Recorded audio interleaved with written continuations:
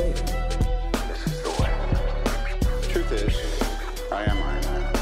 Tells me when you'll love this.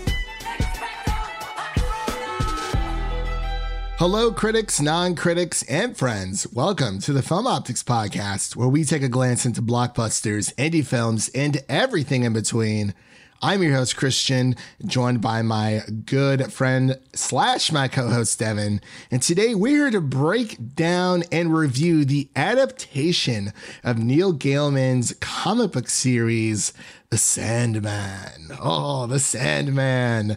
And before we begin today's episode, you can listen to our podcast on podcast platforms around the internet. That includes Apple Podcasts, Spotify, Google Podcasts, and more. And if you are a new or seasoned listener to the show, we would love to hear from you guys. Follow us on Instagram and follow us on Twitter at Film Optix. That is Optix with an X. Or you can email us at filmoptix@gmail.com for any movie-related questions. Devin, how'd you sleep last night? Were you in the dreaming world? The Sandman gave me a visit last night and just did his job.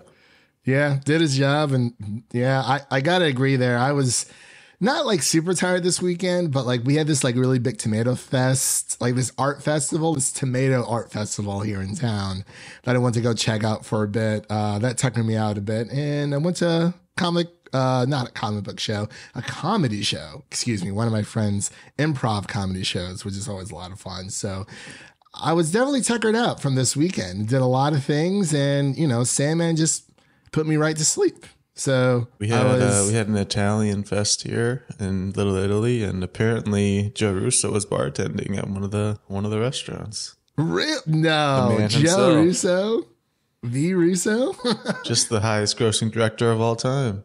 Yeah, that's crazy, man. It has been an insane weekend for sure. I was able to finish up The Sandman. Last week I hit a bit of a lull within my plans. Family came into town and I just didn't really have time to watch any of it. So, I powered through the rest of this week. I watched it and I got to say I'm thoroughly impressed with this. But what have you been watching outside of going to this Italian festival?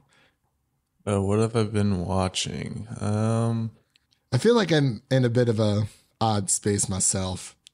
Yeah, just kind of waiting for things to come out at this point. But Friday night, I watched the original Predator just because it's on my mind with Prey. But that movie's just kind of hilarious. Obviously, the meme with Arnold's giant bicep and Carl Weathers' giant bicep just shaking each other's hand. It's classic.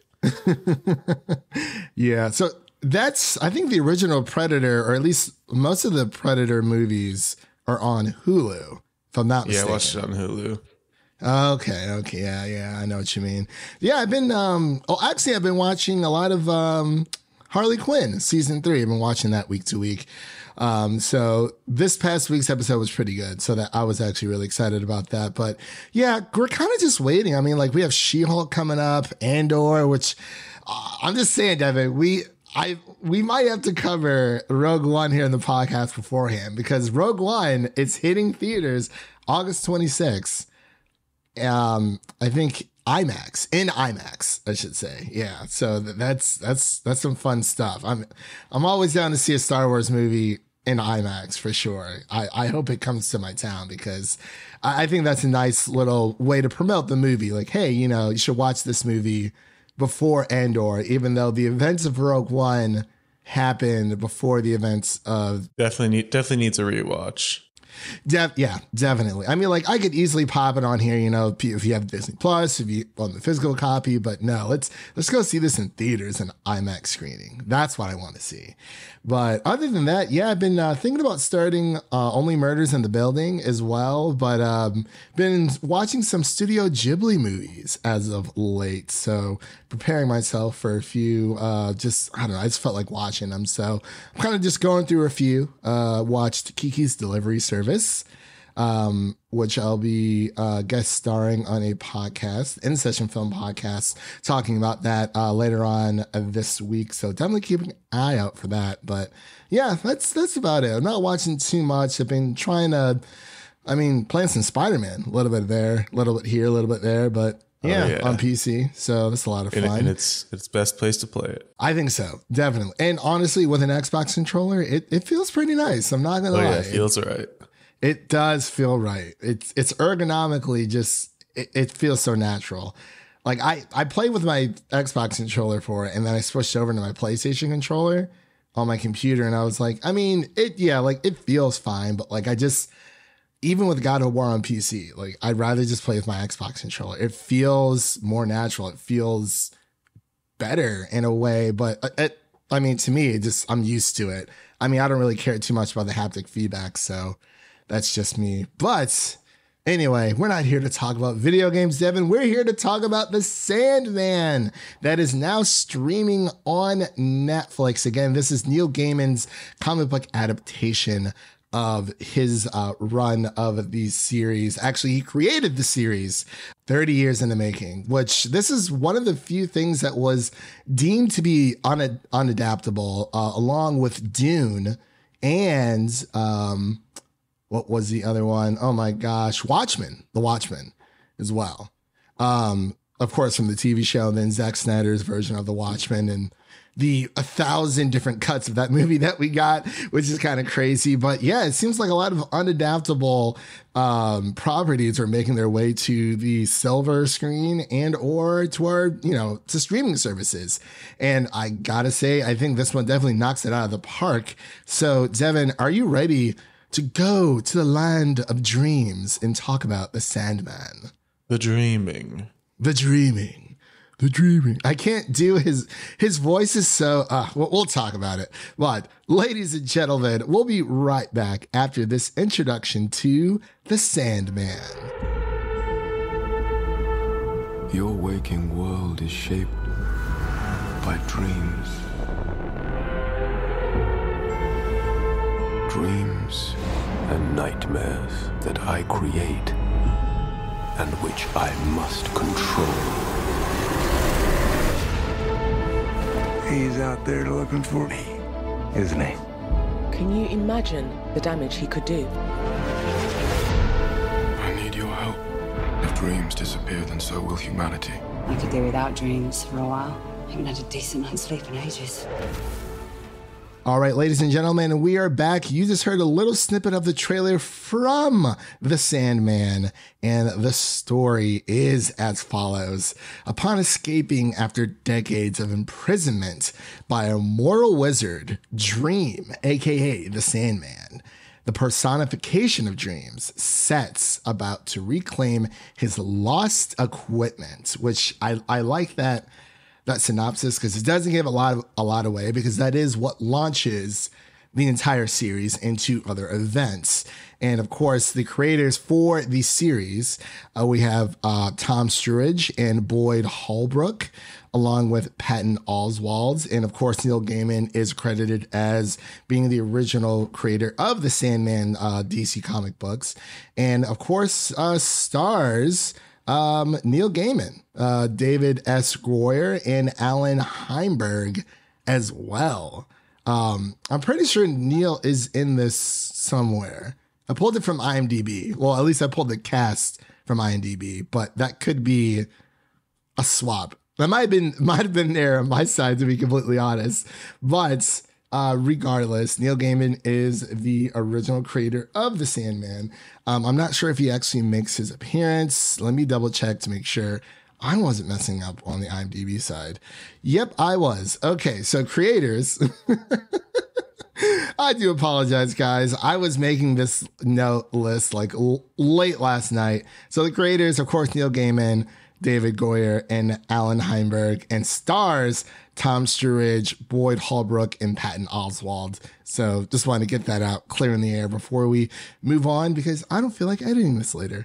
No, I'm joking. But the way this is going to go down for everyone, we're going to get into our initial reactions, of course, of The Sandman. Then we'll get into our spoiler section, and then a few Easter eggs that we might have noticed along the way. And then we get into our final thoughts, and then we end with our ratings. So since we are a little bit pressed for time, I'm going to pass it over to Devin so we can give his initial reactions to The Sandman. Yeah, what a ride this was. I remember just having a feeling going into it that Netflix was gonna nail this one, because when Netflix tries and they actually put in money and effort into something, this is what you get. You get a great production of a TV show, a great introduction to this character that's been just kind of floating around for like 30 years now in Hollywood, people trying to adapt him. I think the last attempt was Joseph Gordon-Levitt was going to try to star and direct a series, and then Netflix ended up buying the rights in 2019, and I think this is probably their biggest production ever as far as just pricing, I believe. Might be close with Stranger Things, but yeah, it was a really very fun ride. I think the first 6 episodes were just fantastic, especially episode 6. That's the standout of the whole series. Got people tearing up left and right over that one, but I loved episode 5. You just kind of stay in that diner the whole episode, but it's just very, very entertaining and thrilling. And then Tom Sturridge as Dream, aka Morpheus, aka Dream of the Endless, aka Sandman. Lots of names he's got. But I thought he killed it, because the first couple episodes, he doesn't talk much. You just kind of see this tiny little guy. He's kind of unassuming, but then you hear that voice and you're like, oh, okay, so this guy means business. He's got the voice down. And then Boyd Holbrook as the Corinthian, that felt like really perfect, because he just nailed that role. Just the creepy little snake just going around doing mischievous things. I just love the whole setup they have for this family of the Endless, with dream, death, desire, despair. I'm sure there are more that'll pop up next season, but there's just a lot to like here. We can talk later, but I do wish there was some things that got switched around as far as the order of events that happened in the series, because I feel like the second half didn't quite live up to what the first half set up, but it was still pretty solid nonetheless. I definitely agree with you there, Devin. For most of your points, this feels like you said, like Netflix has actually put effort into adapting a series, or just making a series in general, instead of like, pumping out The Kissing Booth 1, 2, and 3 all together. I knew little about the Sandman going into this series. I mean, I knew of the Sandman. I knew he's technically part of the DC Comics rogue gallery of heroes, but this series doesn't feel like a comic book like adaptation, which is something I think I appreciate about it, because it's not the punchy kick, action heavy, something that we would get with like WandaVision or even Moon Knight. There's a little bit of that with the nice dream of the little lad in the suit, which is an homage to the original character, I believe. Yes. And it feels more sophisticated, if that makes sense. Like, every single comic book, adaptation out there, like there's a lot of fancy elements, but this really just feels like a high fantasy. The visuals are just so crazy. It's a mixture between CGI and, of course, using practical effects. And we'll get into that here a little bit later. But yeah, it's just this series really just blew me away. I do agree with you. I enjoyed every single episode, but episode 5 and 6 are definitely two that stood out to me as much as, they're just really, really great episodes. Episode 5 is it's titled 24/7. Then episode 6, The Sound of Her Wings. I really liked how they named each episode too. Unlike with like The Boys, where each episode was really good, but the titles didn't really grab me. But like with these episodes, episode 1, Sleep of the Just, episode 2, Imperfect Hosts, episode 3. Each of the episodes is actually named after an issue from the comics. Oh, okay. And I believe what Jared was telling me a few days ago, because he's like a really big Sandman fan, is that they kind of combined 2 story arcs together, which it did feel that way, because it felt like there was one objective towards the beginning, especially episodes 1 through 4. And then it kind of shifted, I would say around episode 6, really, because episode 5 was kind of like its own contained story. But yeah, I really just enjoyed every single one of these characters. Like you said, we get Gwendolyn Christie playing Lucifer. We have Kirby Hal Baptiste playing Death. And, everyone, Mason Alexander Park playing Desire. Donna Preston playing Despair. Like these are and Joanna Constantine, of course, with Jenna Coleman. It's just, they really nailed this. Charles Dance is in this as well. You get a few Game of Thrones actors in there, and look, you got another hit in your hand. You throw these Game of Thrones actors out there in these other series, they're gonna deliver. That's all I gotta say. But overall, I really I enjoyed the journey. I enjoyed learning about this world. It felt real. You had the dreaming, which is more of the fantasy aspects, and then you had, the real world. It really is more of like the modern fantasy. I would say this is kind of like, when it comes to modern fantasy, I would say I relate to it more like Harry Potter, because Harry Potter isn't like high fantasy like you would say for Lord of the Rings, but it does have that modern fantasy elements where, you have like the magical world, the wizard world, and you have like the muggle world, which is just our normal world. But of course, David Thewlis coming through playing John Dee was insane. If you don't know who he is, he played Professor Lupin, aka Remus Lupin, in the Harry Potter series, and he did a fantabulous job. Yeah, I was actually gonna bring that up because I just kept thinking in my head, I kind of wish that his plot line was switched with the Vortex one at the end. I wish they ended with John Dee because his I found was so much more fascinating. I think it would have been going off with a bang a little bit more. I think that is a very interesting concept because, yeah, and as we've said before, there are two kind of storylines here. One kind of like fades off with John Dee, and then it starts anew.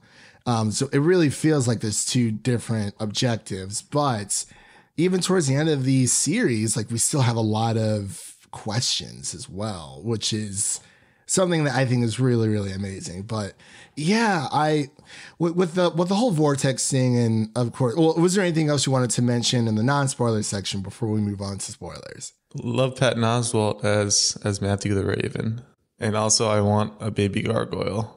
That's going to be selling some merchandise. Of course, Gregory the Gargoyle, and then there's the new gargoyle. I forgot his name. I'm blanking on his name, but I mean, honestly, I would take a pet raven, one that could talk though, and then a baby gargoyle just to kind of, but just it's kind of like when you go to the dreaming, you can kind of like hang out with them. So they're always with you, but they don't exist with you like within the physical world, which is pretty cool. Can we get a Dream Freddy Krueger crossover? Have them battle it out. So do you think Vecna's gonna appear in this? Anytime. That too. He could come through. I mean, heck, man, anything's possible. They could have a whole battle in the dream world, just like the battle against Lucifer, which was basically a Pokemon duel. Pretty much. That was. We'll definitely talk about that for sure. But yeah, man, this entire world, like, it made me, believe that this world was real. And it's just the entire cast and crew just gave it their all. They're like, this is something special. We want to, honor what came before with Neil Gaiman's, original comic book run. Again, I've not read the comics myself, but I'm really enjoying this adaptation. And if this doesn't get a season 2, I don't know what to think. But I've lost all hope in Netflix. Because like you said, this is like Stranger Things money. And it's like, wow, it really does pay off when you have these high budgeted TV shows that, you're taking your time with these. We didn't hear much about this for a while. But of course, Neil Gaiman was a executive producer on this project. And it was very... It fits so well together. Like, they took their time, they didn't rush it, and they produced a great product. And that's what Netflix's best strength is when it comes down to it. Same thing with Stranger Things. It took a while to get to season 4, but it was definitely well worth it. So, Devin, are you ready to get into our spoiler section of The Sandman? Oh, yeah. All right, ladies and gentlemen, That is your first spoiler warning for The Sandman again. That is your second spoiler warning for The Sandman. So if you haven't seen it, go watch it on Netflix. It's 10 episodes. There's plenty of room for characters to breathe and these character arcs to flourish and whatnot. Watch it by yourself. Watch it with a loved one, your mother, your brother, your lover, whoever it may be. Definitely go check this out.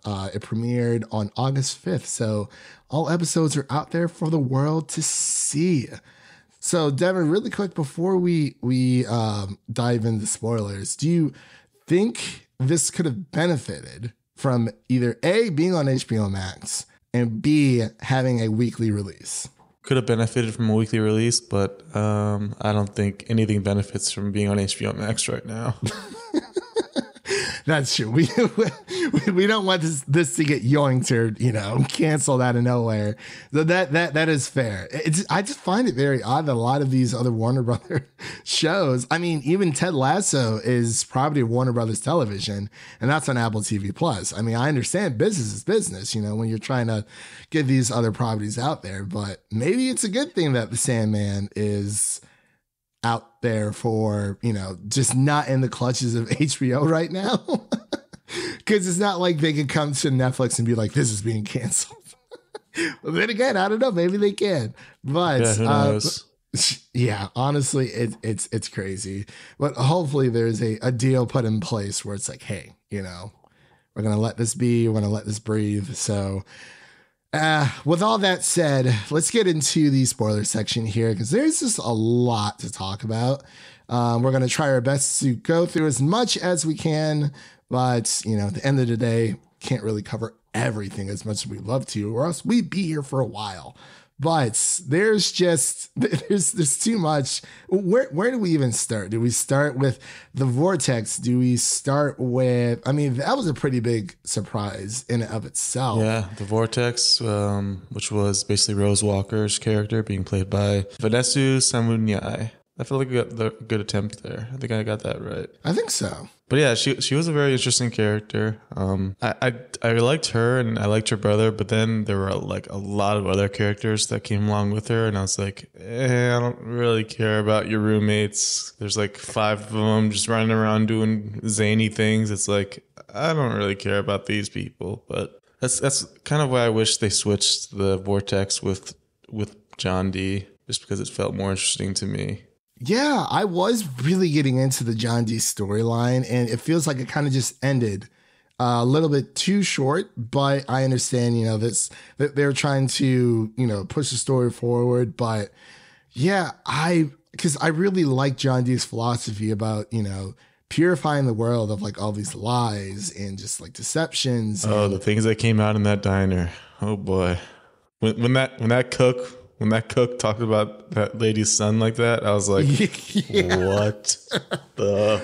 I was like, okay, it was interesting before, but I kind of as soon as we were 20 minutes in, I'm like, okay, so we're probably going to stay in this diner for a while. And we pretty much did the entire episode. In episode 5, which is titled 24/7, when Morpheus is caught off guard, John settles in at a diner to which the people around him put his theories about truth and lies to a terrifying test, which was intense. It was very intense, and it made me think, because it's everyone tells little white lies throughout their life, but it all comes with a reasoning behind it. But I thought that was very interesting.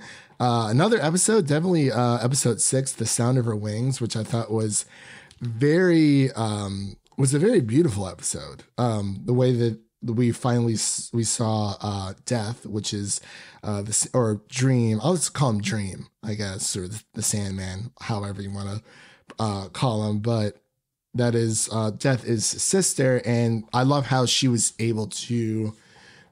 I guess it is expedition, but she explained it in a very beautiful way of it's not that humans serve these gods, I guess you could call them, or these entities, these otherworldly beings, but is these beings who serve humanity when it comes to desire, despair, death, Dream, even Lucifer plays a really big part.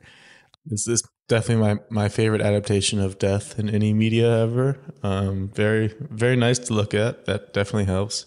And I like that idea from Neil Gaiman that it doesn't have to be just this giant skeleton skull with a reaper, like the scythe. Like death can be beautiful. Like at the end of the day, it's a part of life, and you just kind of have to accept it. And that's what this episode explores in a very beautiful way. Just the various ways that people pass on, especially the old man that was the jazz musician, and then also the young lad at the beach.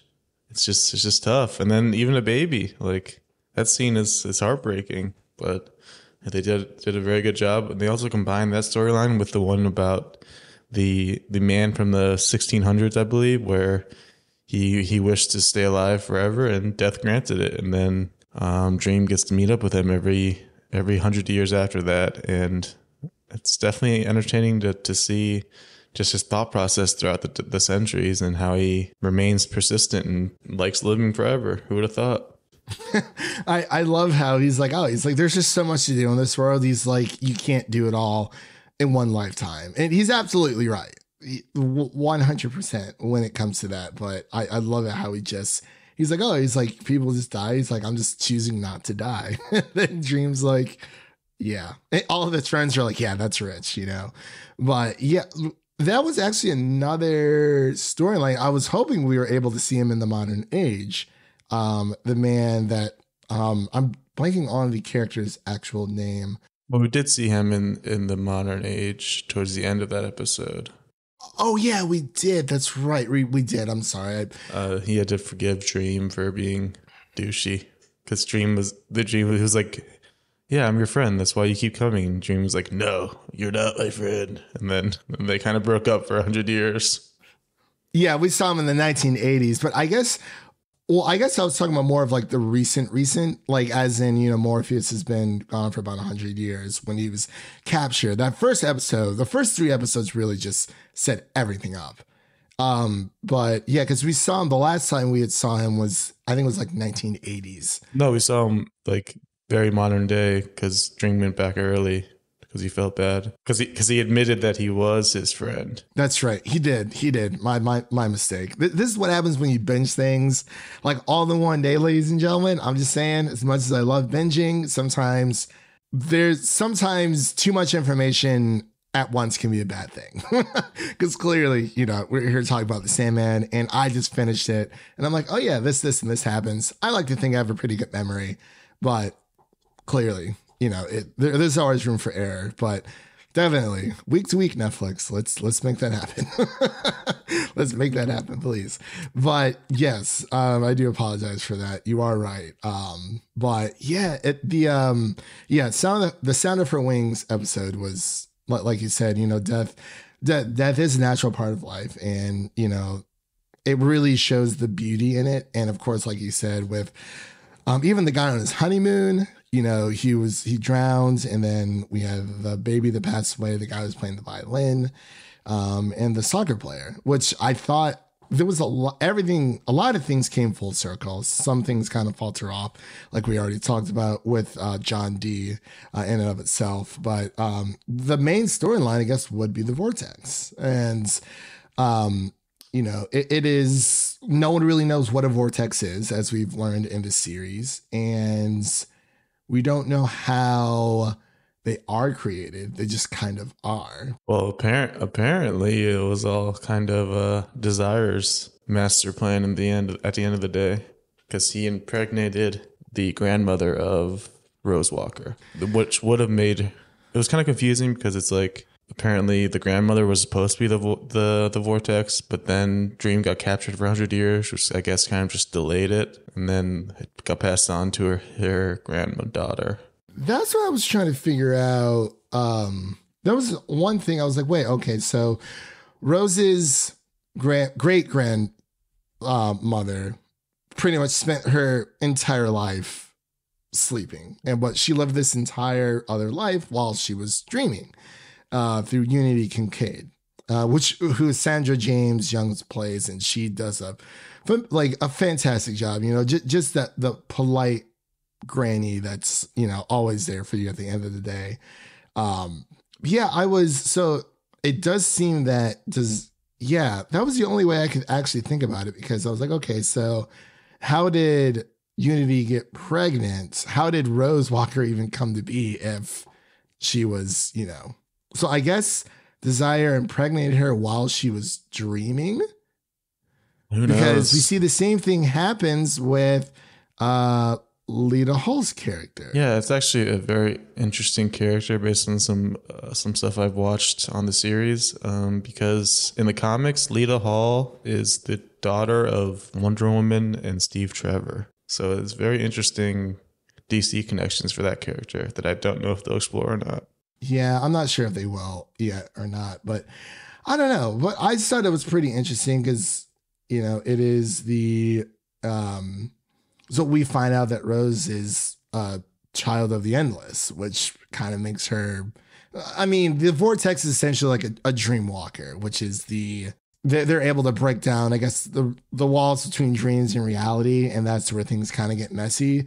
But I also like how they were, dreaming is great, but it's also a fantasy, which we saw with Lita's character, and how I thought it was just weird. I'm like, someone's going to get pregnant in the dream world. And I was like, what? This is so weird. But it's a weird show, but like it was so interesting. Yeah, like, it kind of reminds me, the closest thing I can think of as far as like weird, entertaining, also DC show is Doom Patrol, which unfortunately this past week got the axe along with many others. Well, did it actually get the axe, or is it reportedly getting the axe? Reportedly, but obviously wouldn't surprise anybody. I don't want us to speak on it. Not yet.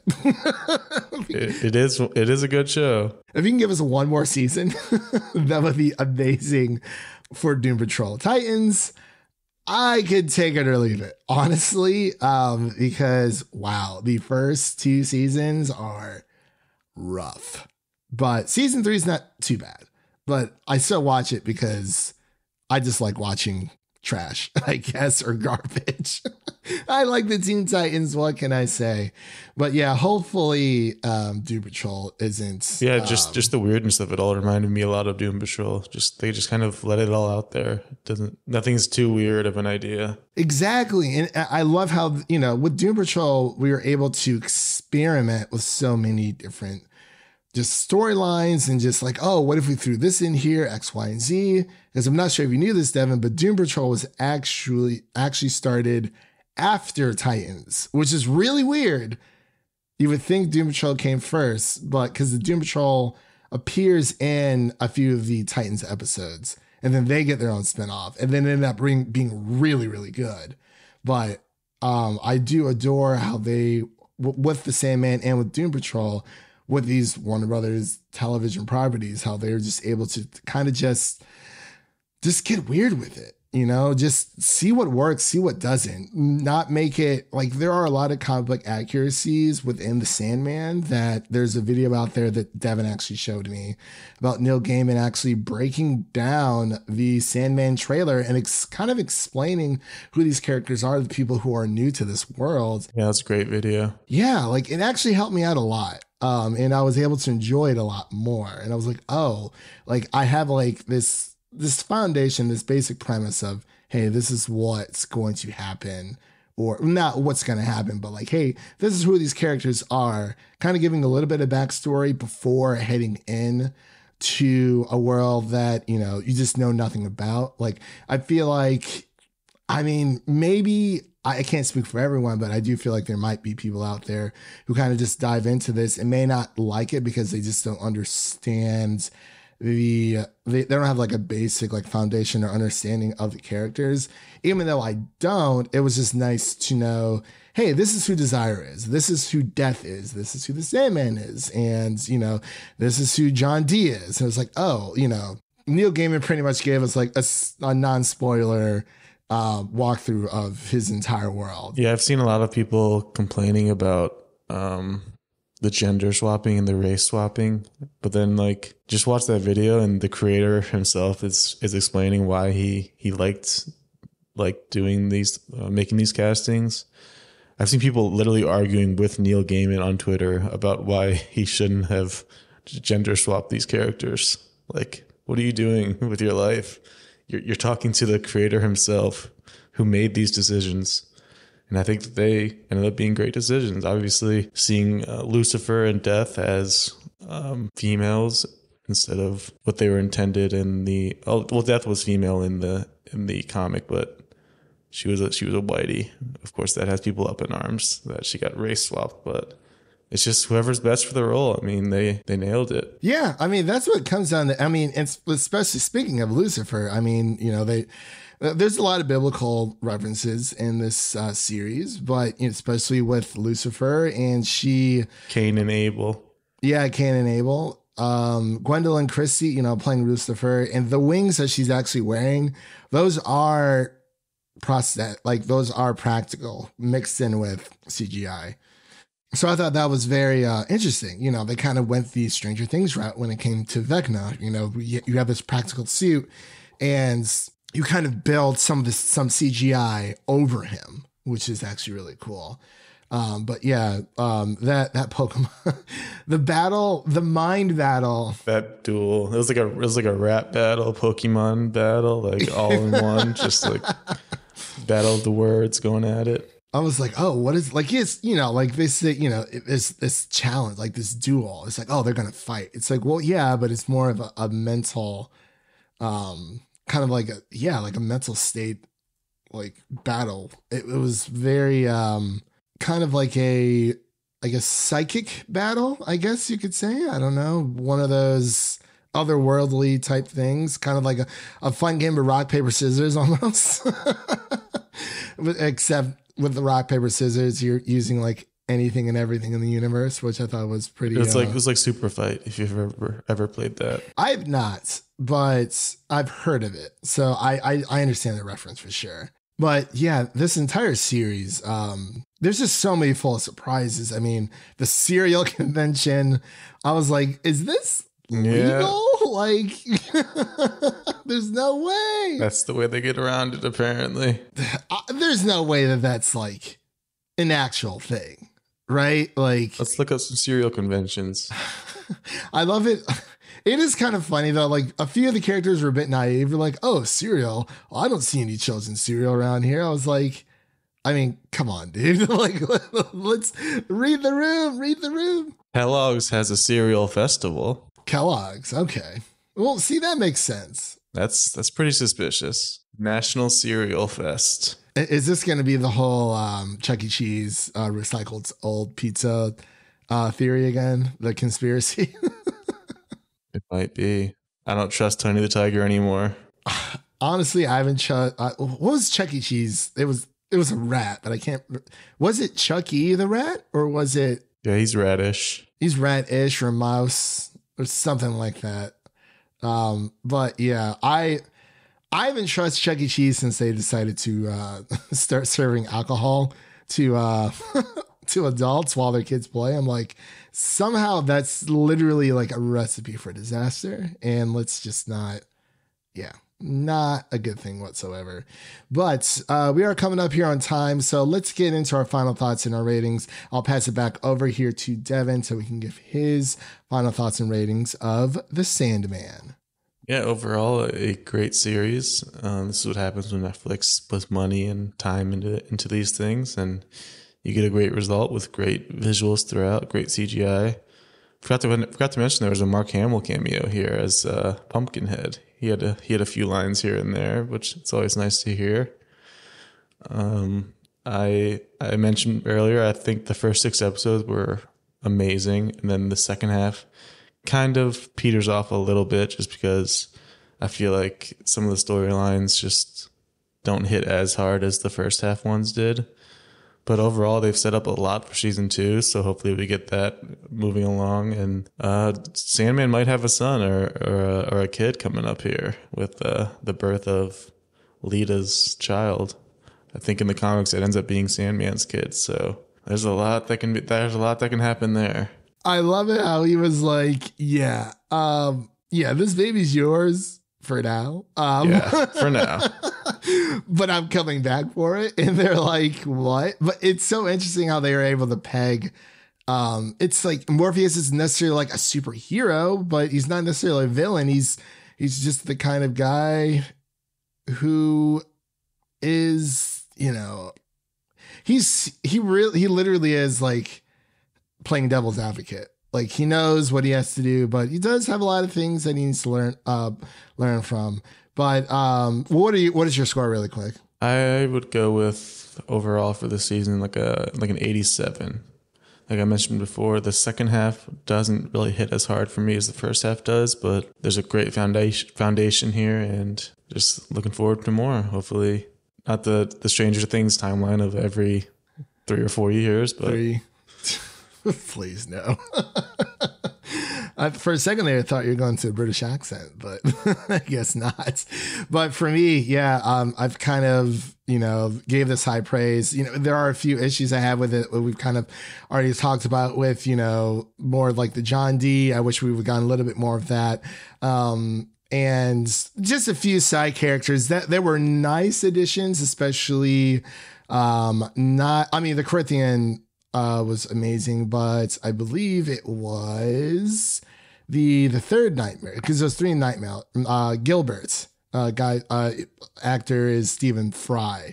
I thought, honestly, I'm like, I want to be this man when I get old. Like he's so English. He's very just always willing to help out somebody. Being a field. Yeah, a field of dreams. Yes, as you could say, field of dreams. But yes, overall, just a phenomenal adaptation. I'm going to give this like a 90 out of 100. I mean, obviously, you know, there's always room for improvement. That's why, I mean, it's close to perfect, but not quite. But this is definitely in my top 5 series so far that I've of 2022 that I've watched so far. It is, you know, like I said, the modern fantasy elements, the high fantasy elements kind of mixed in. It's not like your typical like comic book show, much like Doom Patrol, as we've mentioned, but it really just brings home the gold, and a job well done by, you know, Neil Gaiman was able to have the series adapted and bring on season 2. That's all I got to say.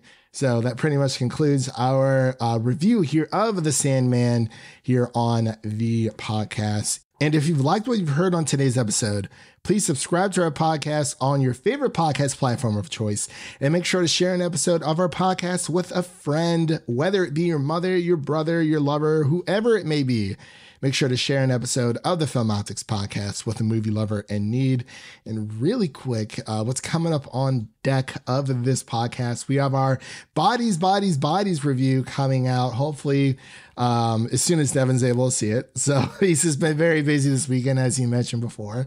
We're going to be covering some She-Hulk, maybe some House of the Dragon. Wink, wink, nudge, nudge. I mean, hey, as of this recording, 7 days, baby. Game of Thrones is coming back. And it's a prequel series, so you don't even have to watch the original series. I'm more so looking forward to the character that'll probably get added to multiverses when this season starts for cross promotion. Oh, yeah, for sure. And of course, we're going to be covering our Avatar: The Last Airbender Book 2 Earth series revisited. That will be coming up on the podcast. Haven't decided an exact date for that yet, but definitely follow us on Twitter for all of those episode updates. Out now, we have our Bullet Train review that's out now, our Prey review, our Nope review, and our DC League of Super Pets review as well. So definitely check out those episodes. And yeah, if you haven't seen The Sandman yet, definitely go watch it. It's a really good time. But with all that said, we hope you guys have a wonderful day, and we'll see you guys later. And that's a wrap for today. Thank you all for listening. And if you enjoy the show, leave us a 5-star rating and review on Apple Podcasts and Spotify. And follow us on Twitter and Instagram to stay in the know. That was Devin. My name is Christian. We'll see you guys in the dreaming. Peace.